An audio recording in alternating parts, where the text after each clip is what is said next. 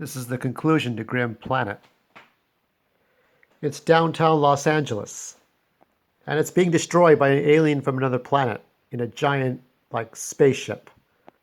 So a modern day Grim Reaper and an alien from another planet and three people have conspired together to destroy the Earth. Only these three people didn't know anything. And so the Grim Reaper and an alien has tricked them. But Jerry the Reaper meets someone unexpected, someone who doesn't factor into his plans, but someone he knew a long time ago. But she's for later. For now, Huicho is dead, Violet is dead, and the only one left is Jesus. So at this point, Jerry is going to take Jesus's sorry body, and he's going to get a Thunderbird.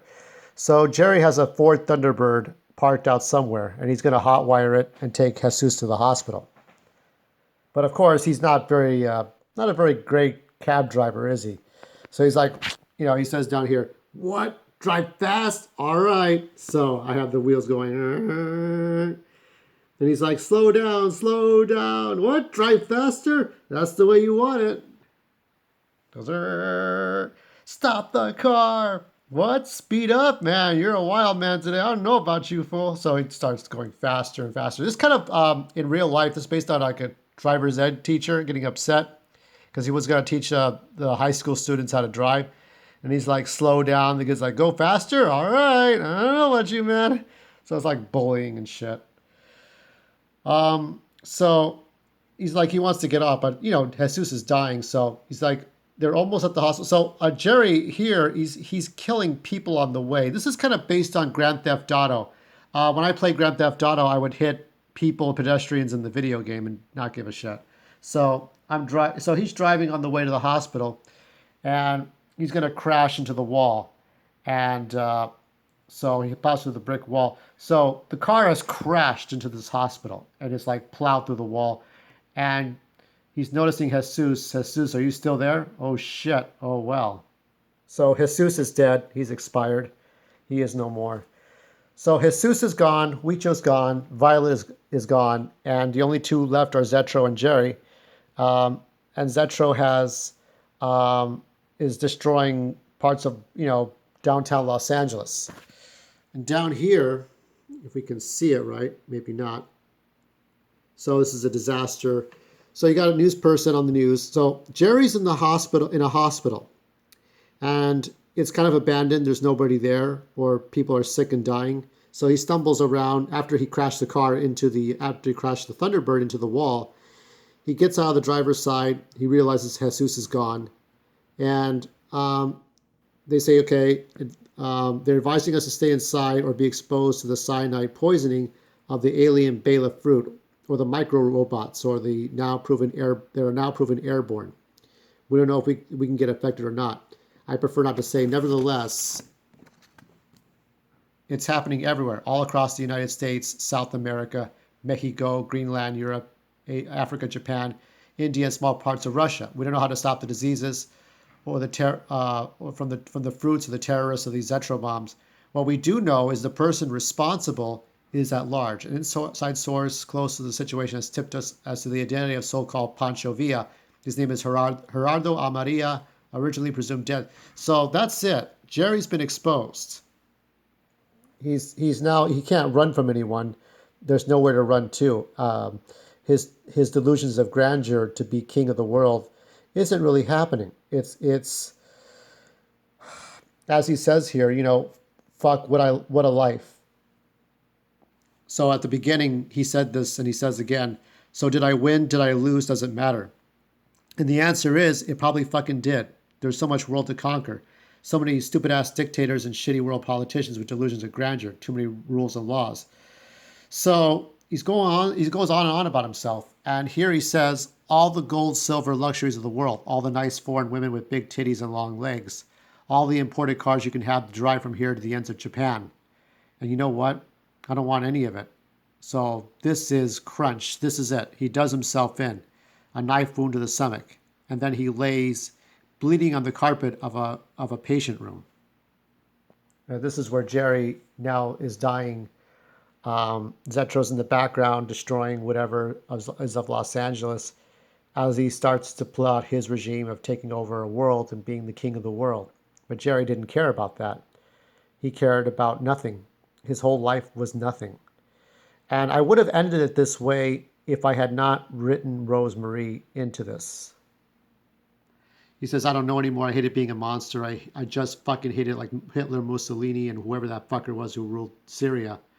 Why did I have such a fucked up family? Why was my pop fucking ashamed of me? Why did my mom never get me? Why did my brother and end up in prison? My sister's all selfish, fighting for Ma's bank account, acting like they care. Everybody picked on me, like in grade school, when I was learning to count on my fingers and toes, calling me faggot, retard, stupid, crippled, etc., etc., etc.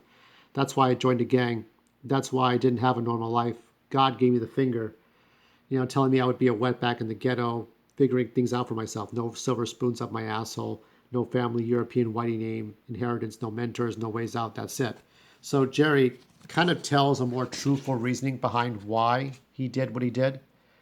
Um, and so Rosemarie comes in. Rosemarie remembers Jerry.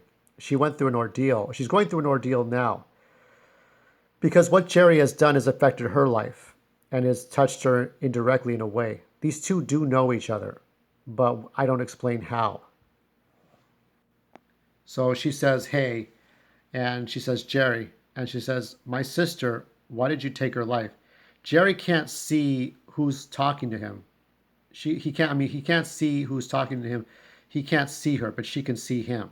So it's this kind of weird way these two reunite, and she's asking, why did you take my sister's life? Now it's hard to realize this, but Rosemarie and Violet are actually related by um, the same mom, but two different dads. So the mom had one marriage and then another. She had Violet first, and then she had Rosemary second. So these two are related. It's not in this book, but it is established. It's been established in previous incarnations that these two are related. But Rosemary saw Violet's dead body and, asked Jerry, why did you do this? Why did you take this person's life? I want to know the truth. Now the thing is that these two do not like each other. They did not like each other. Um, they're rivals. There was sibling abuse.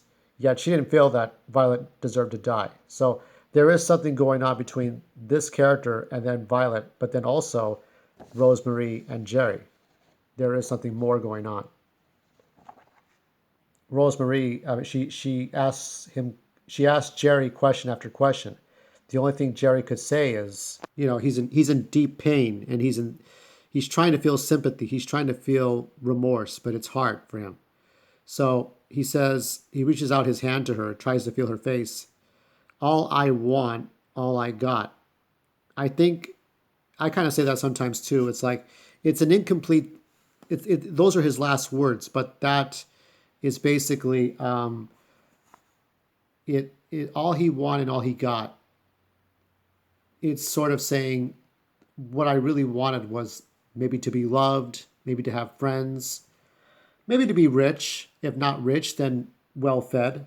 Maybe not to live in the ghetto. Maybe not to have bullies. Maybe not to be so alone in school.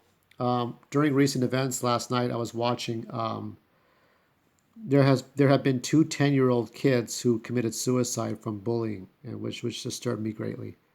I'll probably talk about that later, but yeah. So based on Jerry's life, all he wanted and all he got, because he would have taken his life before the alien invasion, but afterward it was just so strange. What I found really bizarre is that Jerry is based on my cousin Gabriel and a little bit on me, in that he is somebody that has gone through an ordeal. And Gabriel in my real life, he had hemophilia. I have hemophilia, severe. His dad wanted to chain him to his bed and not let him out. His dad would tell people that he was ashamed of his son. Um, his older brother used to be in gangs and used to do stupid things. He's an ex-con. He's behaving himself. He's got kids and grandkids. But Gabriel was somebody who never fit in. He treated me like crap. He was abusive to me. Let's get that straight.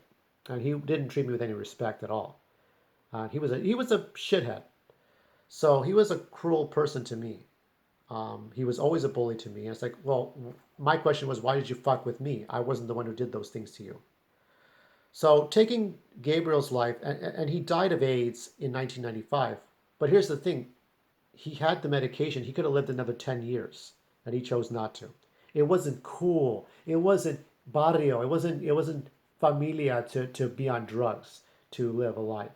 So he gave up. He gave up, and then he saw what happened when you gave up. If you don't take your medication for AIDS, you find the fuck out. And he did. So it's based on that. It's based on his life, and based on science fiction, War of the Worlds, alien invasions.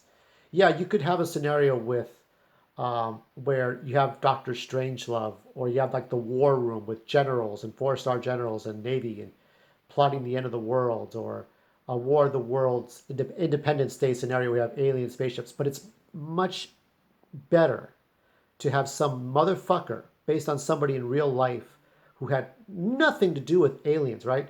He meets an alien from another planet. He's deformed, he's scarred, he's suicidal. What does he do? So I create this weird fictional scenario in which all this stuff happens.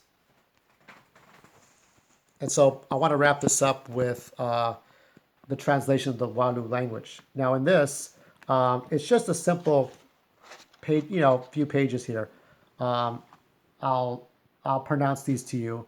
You can see here's one column is the symbols, the second column is the pronunciations, and third is the meaning. So yeah, tox chuka duaum ue vika spas pa, and this one is krach here nika dutum zitzlak tukrak.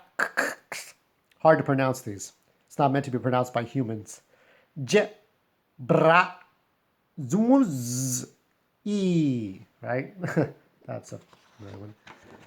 And the next ones we have here are kiyu, zta, chatum, tia, fru, kluk, kluk, kluk, suva, trika, sum, snapped, mau, mau, mau, ki, ki, ki, click, clock, cluck, and brunch. So I wanted to kind of, there's a joke at the end of this. If we ever got invaded by China, we'd have to speak Chinese. Or if we got invaded by Germany, we have to speak German, right? So the inside joke to this is that if the Earth is being taken over by an alien from another planet, you have to learn the language. So that's why it's at the very end of the story. But next week, we'll start with the sequel, which takes place 2 years after Grim Planet, Grey Patriarchy, about people taking over a post-apocalyptic Earth. Because it's no longer Jerry's story anymore. It's her story. It's Rosemarie's story. And how this person who's between good and evil struggles to do the right things at the very end, and how she's able to save the world through doing dark deeds and light deeds. We'll see. Until Monday.